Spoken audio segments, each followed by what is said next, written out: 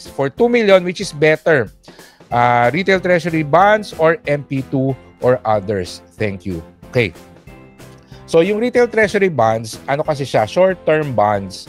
Relatively low risk. Your money will earn, I'm not sure kung ano na ngayon yung current rates, but I'm imagining it will be around 3%, 3 to 5%, no? Ang maganda sa retail treasury bonds, yearly, pwede mo siyang makuha in case na kailangan mo. Okay? Si Pag-ibig MP2, it will give you around 6 to 7%, pero naka-lock in for 5 years yung pera mo. So, kung rate of return lang, ang marirecommend ko is yung Pag-ibig MP2. However, depende kasi kung para saan ba yung 2 million. Kung ang financial goal mo is makakailanganin mo yung pera within 5 years, then mag-RTB ka lang. Pero kung for retirement yan, it's for a long-term financial goal, then definitely Pag-ibig MP2 would be better. Kasi it will help you avoid the temptation of using the money kasi naka-lock in ng 5 years sa Pag-ibig MP2, di ba? Plus, higher yung returns, potential returns na makukuha niya. So, at the end of the day, depende talaga kung para saan yung pera. And I always remind people na hindi tayo nag-i-invest kasi gusto natin ng mas maraming pera.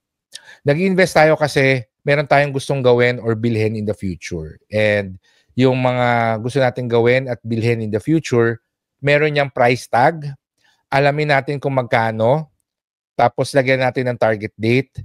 And once we have our specific goal with target amount and target date, yung best investment, makikita natin. If you're going to use the 2 million to buy a house for down payment sa house that you're going to buy 5 years from now, Pag-ibig MP2 would be the best option. If you're going to use the money to buy to put up a business, plano mo mag-resign next year sa trabaho mo tapos magne-negosyo ka na lang, yung 2 million yung gagamitin mong puhunan since ang financial goal mo is next year ka magne-negosyo, the RTB would be your best option. Ngayon, kung yung 2 million, ang financial goal mo, ang gusto mong gawin ay bumili ng kotse na bago, hindi mo na siya kailangan i-invest. Bili mo na siya kasi may 2 million ka na ngayon.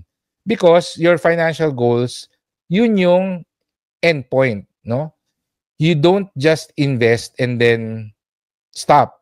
You are investing because there's another step, which is buying or doing the things that you want. Yung financial goal mo. So, depende sa destination mo kung ano yung dadalhin mong sasakyan. Okay? So, that's another analogy for that. So, which is better, RTB or MP2? If it's a long-term goal, MP2. If it's a short-term goal, RTB would be the better option. Okay?